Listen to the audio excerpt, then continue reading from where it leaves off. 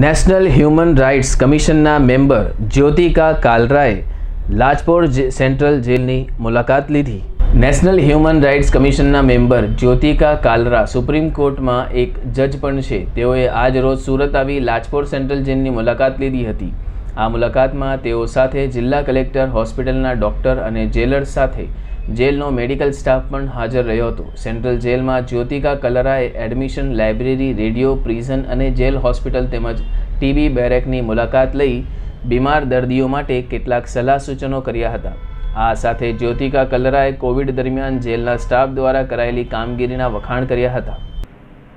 આજરોજ national human rights commission new દિલ્હીના member Shri Jyotika Kalra નાઓએ અત્યારે આજે સવારથી લાજપોર મધ્યસ્થ જેલની મુલાકાત કરી।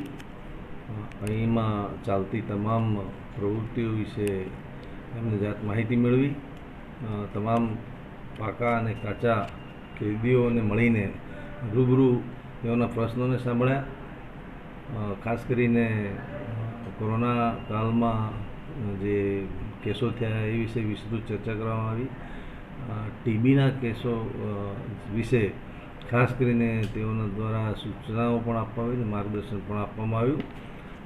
અત્યારની સ્થિતિએ લાજપોર જેલમાં ફક્ત 9 એવા ઇન્મેટ્સ છે કે જેને ફર્સ્ટ સ્ટેજ ટ્યુબરક્લોસિસ છે, તો એના વિશે પણ એમને વિસ્તૃત માહિતી આપી। તેના સિવાય તમામ કેદીઓ સાથે એમને પોતાના વિચારો તેમની સમક્ષ મૂક્યા, કેદીઓના પ્રશ્નો સાંભળ્યા। તમામ જેલ ખાતેની જે વ્યવસ્થાઓ છે, વેલફેરની જે પ્રવૃત્તિઓ ચાલે છે એ વેલફેરની પ્રવૃત્તિઓ વિશે તેઓ જાણકારી મેળવી। જેમાં સુથારી વિભાગ છે, ડાયમંડ વિભાગ છે, સ્ટોનનું કામ છે, દરજી વિભાગ છે, મહિલા છે, લાઇબ્રેરી છે અને ખાસ કરીને અમારી જે નવી જે સિસ્ટમ અમે જે ડેવલપ કરી છે જેલ ખાતે રેડિયો પ્રિઝનની, એમની અમને મુલાકાત લીધી અને એ સિસ્ટમથી તેઓ ખૂબ પ્રભાવિત થયા અને પ્રશાસનને તેઓ દ્વારા એપ્રિસિએશન પણ કરવામાં આવ્યું। Overall national human rights commission દ્વારા જે વિઝિટ કરવામાં આવી એમાં એમની જે કાર્યવાહી હતી એ એક એમની વિઝિટ સફળ રહી અને તેઓના તરફથી જે કેદીઓને મળતા જે લાભો છે અથવા તો જે માનવ અધિકારો છે એના વિશેની પણ વિસ્તૃત ચર્ચા તેઓએ કરી અને જે ખરેખર मुलाकात प्रशंसनीय रही और सफल रही। हाँ, मैं राष्ट्रीय मानवाधिकार आयोग में सदस्य हूँ और मेरे पास एक शिकायत आई थी क्योंकि जुडिशियल कस्टडी डेथ थी। जब हमने उसको एनालाइज किया तो पाया कि उसमें जो लड़के की डेथ हुई थी उसकी आयु 21 वर्ष थी और टीबी के वजह से उसकी 15 महीने के अंदर डेथ होती है और जब वो जेल में आता तो उसको बीमारी नहीं थी। और क्योंकि टीबी एक बहुत ही फैलने वाली बीमारी है तो हमको लगा कि इसकी गंभीरता को देखते हुए जेल एक बहुत कंजस्टेड एरिया होता है जहाँ पे जनसंख्या ज़्यादा होती है, तो इसकी गंभीरता को देखते हुए मैं यहाँ पे विज़िट करने का हमने प्लान बनाया। और वैसे भी हमारे जो कानून है protection of human rights act, उसमें जेलों को विज़िट करना एक फंक्शंस में आता है राष्ट्रीय मानवाधिकार आयोग के। हमने यहाँ आकर जो पाया, हमने इनिशियल हेल्थ स्क्रीनिंग जो टेस्ट है उसमें उसको देखा और उसमें कुछ खामियाँ पाई। हमने ये संज्ञान में लाए कि इनिशियल हेल्थ स्क्रीनिंग के समय ही उसका जो डायबिटीज़ का टेस्ट है, शुगर का टेस्ट है या उसका ईसीजी है तभी होना चाहिए, उसमें उसका संज्ञान, उसका सिग्नेचर तभी डॉक्टर के हो जब वो कंप्लीट हो जाए डॉक्यूमेंट। साथ ही साथ हमने ये पाया कि जो इनिशियल हेल्थ स्क्रीनिंग करने वाले डॉक्टर हैं वो हर 24-24 घंटे के बाद बदलते हैं।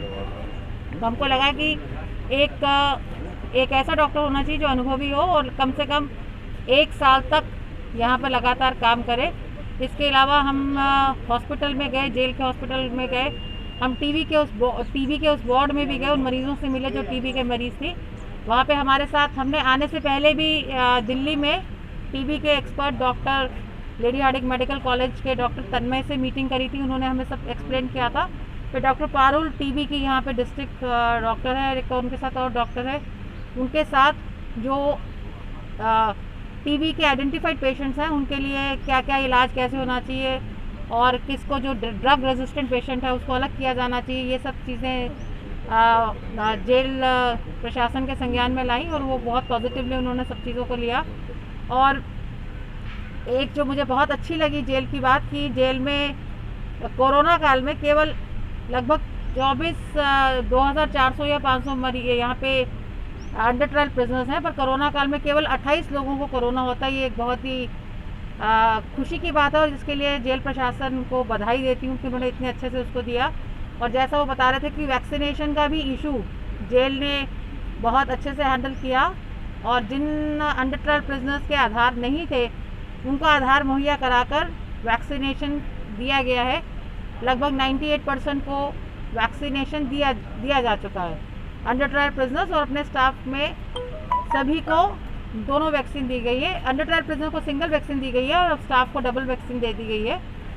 और जो कुछ और बिंदु हमें लगे, स्टाफ कम है, जैसे हॉस्पिटल का स्टाफ कम है, जैसे यही डॉक्टर था, एक्सरे मशीन है पर उसको ऑपरेट करने वाला टेक्नीशियन नहीं है।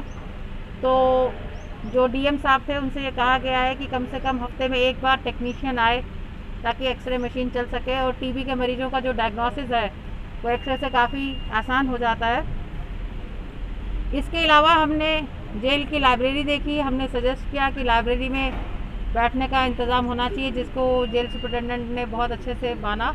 और हमने किचन देखी। किचन में बहुत अच्छा रोटी बनाने की मशीन और खाना बहुत सफाई से बन रहा था। खाना हमने खाया भी वो वाला। हमने वीडियो कॉन्फ्रेंसिंग जो सेंटर है जेल का, हम वहाँ भी गए और हमने उसमें पार्टिसिपेट किया और मैंने जज साहब से बात भी करी।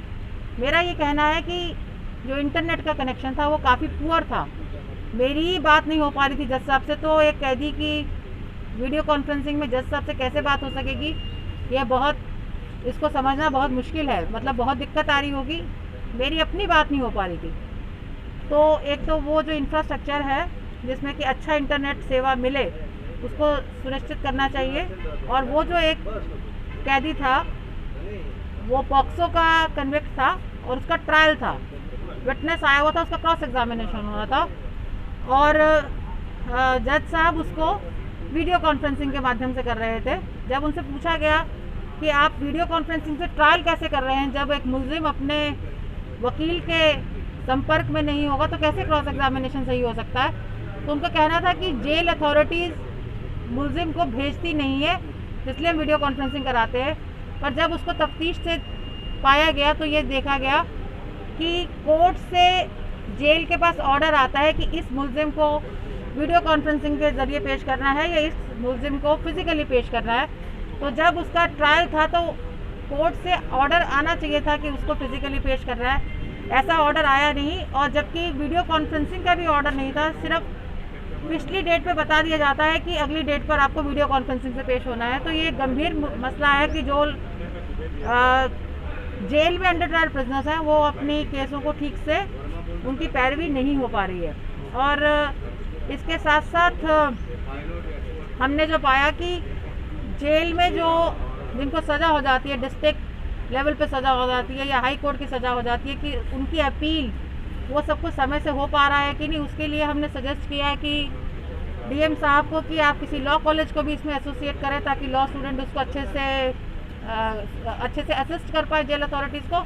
इसके अलावा सेंटेंस रिव्यू बोर्ड की जो फंक्शंस है, मतलब जो लोग सेंटेंस रिमिशन, मतलब कि उनकी सज़ा को ख़त्म कर दिया जाए, जो उनकी एंटाइटलमेंट है सेक्शन 432, 433, 433A CRPC में, हमने उसको भी रिव्यू किया।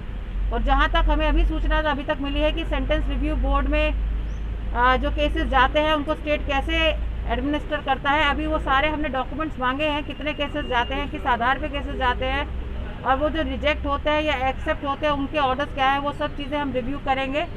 और ये सब चीज़ें टोटल में रिव्यू करने के बाद हम अपनी रिकमेंडेशंस भेजेंगे। धन्यवाद।